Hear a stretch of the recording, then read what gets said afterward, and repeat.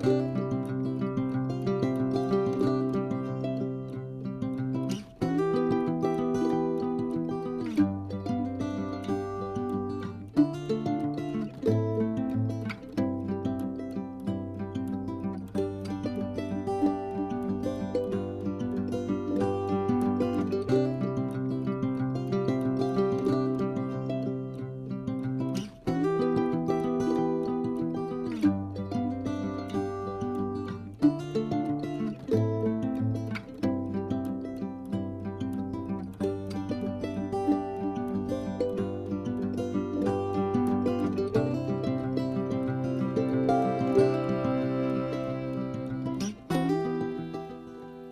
everybody, welcome to Puliyari's kitchen. Today I am going to share the most wanted recipe, garlic curry.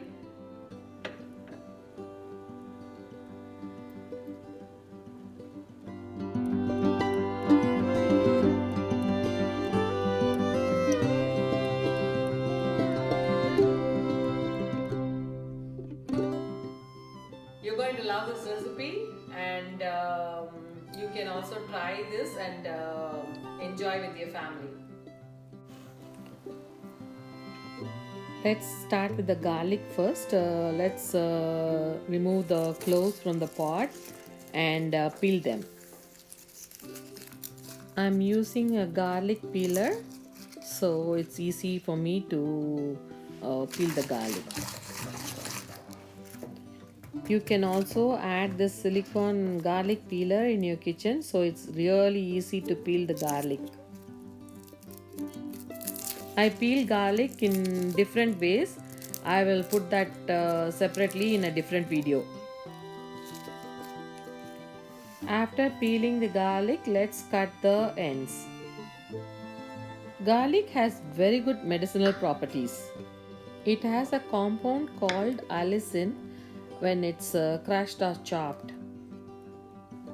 It's really good in reducing cholesterol and high blood pressure when you take this in small doses.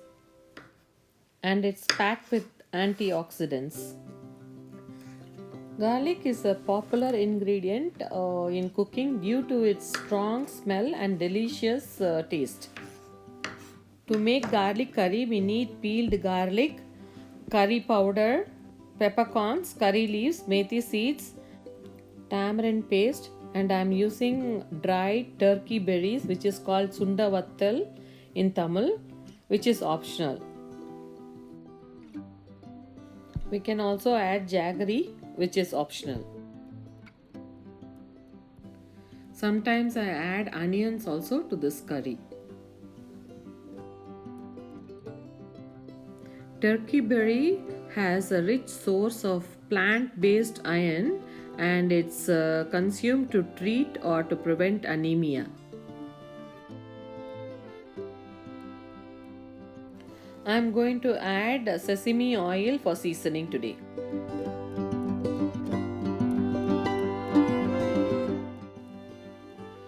I am attaching the recipe for curry powder here. I will teach you how to make curry powder in a different video. To make the curry powder, you need coriander seeds, red chilies, black urad dal, methi seeds, long grain rice, and turmeric. Dry roast them, grind, and keep it.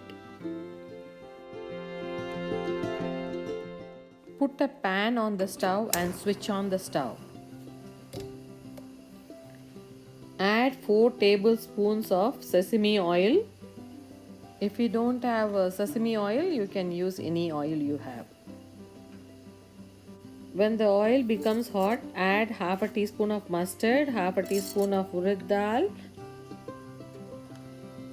half a teaspoon of hing, and half a teaspoon of turmeric powder. When the mustard starts cracking, you can add 1 teaspoon of black peppercorns and then 1 teaspoon of methi seeds.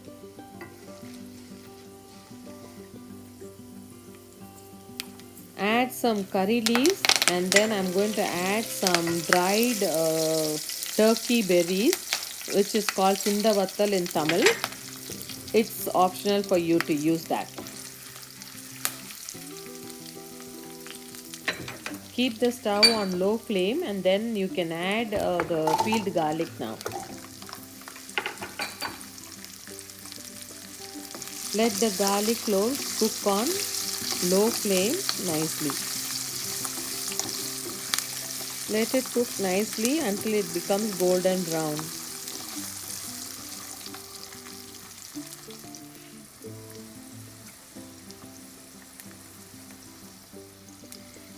To this add 4 cups of water and increase the flame to medium.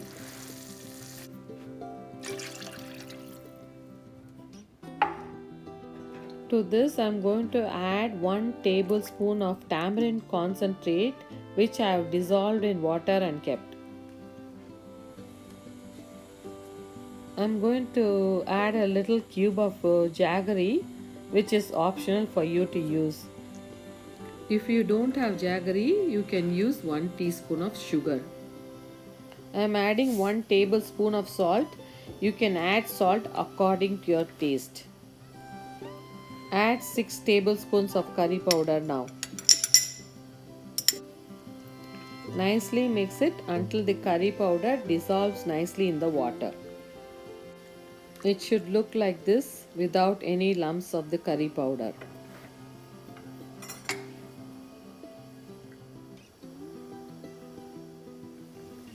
After it starts boiling, you can reduce the flame and then you can cook this for 20 minutes until it becomes thick.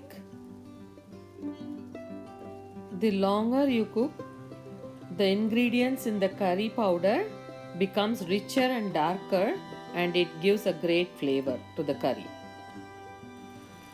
This garlic curry or Pundu Kulambu in Tamil is loved by South Indians and it can be eaten with white rice.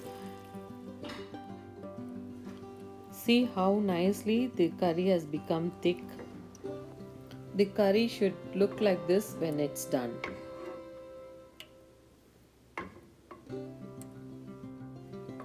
The curry has a deep dark brown tinge when it's done, which means that it is a desirable look for a well cooked curry. This tangy, spicy curry is all-time favorite for all South Indians. I hope your garlic curry turned out perfect just like mine. Enjoy with your family. I will put the link for making the curry powder in the description box.